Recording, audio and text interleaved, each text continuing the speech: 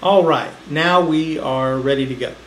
We are going to start by applying a thin layer of solvent to our bore brush. So the way I do that is I wrap the corner of my rag up a little bit so that I can set the brush on it, so that when I do pour, because I don't want to stick the brush down into this, because anything that's on this brush, any fouling or anything, is just going to get left in here, and I want this to stay as clean as possible. So what I'm going to do is I'm simply going to pour a little bit onto the brush, not a lot, just enough to get it nice and wet. Set this to the side, and again, now I have a little bit there on my rag that I have to deal with. So here's the barrel. I'm going to take the barrel and I am going to move in and out from the rear of the barrel, and I just say 15 times or so. 15 is not a magic number, it's just a number. And if I go in and out, there's 1, 2, 3,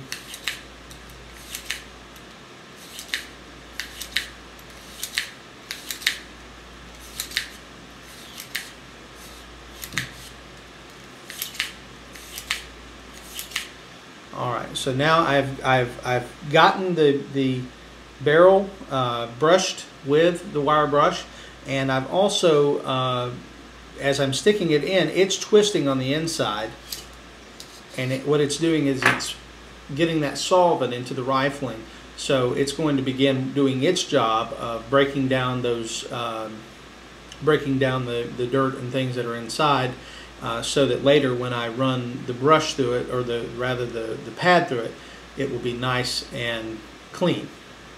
Or it'll be dirty the first couple times, but we can get it nice and clean. So I'm going to set the barrel off to the side.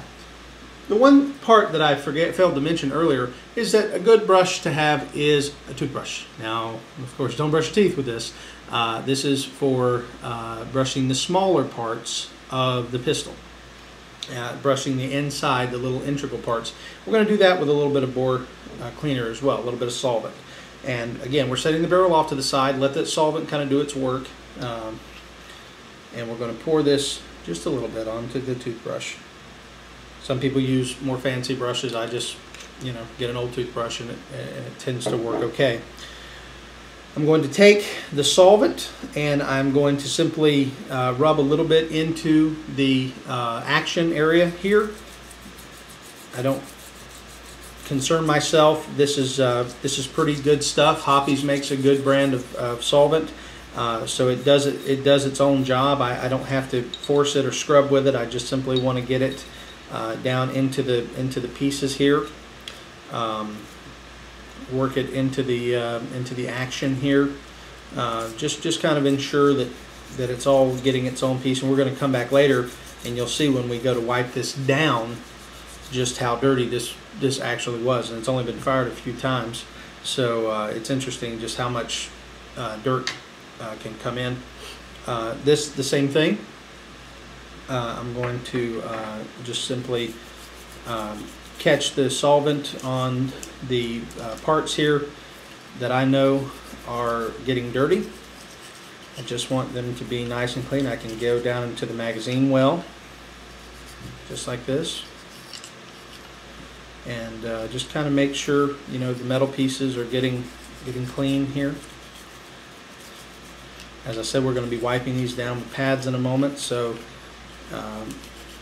really you're not trying to scrub things off. You're just trying to get the solvent in so that later you can do that.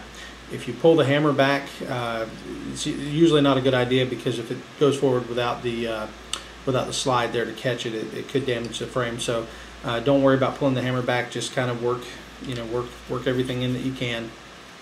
And again, with another type of semi-auto that's a striker fire, you wouldn't need that bit of information anyway. Alright, so we have set this all down. I don't normally do a whole lot with the spring assembly, especially on this particular firearm, because it's totally in-house, encompassed on one that it has the guide rod and the spring is on the outside. I might pull the slide off and just wipe the guide rod down, but on this particular firearm, there's not a lot that needs to be done. So now that this is all done, we're going to turn our attention back to the barrel. We're going to move now to using the white pads that I told you about. You're going to get one of these pads, and you're going to use a plunger, and you're going to take the plunger and you're going to stick it in from the back just like you did before, and you're going to stick it till it comes out about halfway. You're going to pull it back in, and you can rub that through a few times, wiping that out. And now stick it all the way through, let go, and you'll see just how dirty the inside was, the inside of the barrel. Now again, it's only been shot a few times, so it's not super dirty, but you can see that.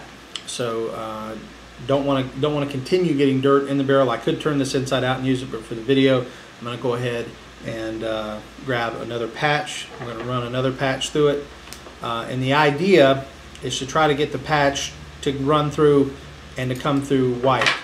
And that's basically what we have here. We run the patch through, and on the other side, there's almost no fouling on it at all. There's almost no dirt or anything, so we're good. So now we're going to go to another clean patch, and we're going to wipe the outside edges here, just taking off as much of the dirt as we can. Move to the slide. As you can see, there's dirt here. This is where that solvent is doing its job, and oh, very dirty. So I can wipe the pad through. I want to try to get the solvent off, because the solvent is breaking down the particles of grime and dirt and gunpowder and all the rest, and I don't want that sitting on the gun. So the more I can get the solvent to come off on the paper, the more of that grime also is coming with it, which is why you can now see that this, which was a formerly white pad, is now very dark. Of course, as I said, this gun is brand new, so it's not.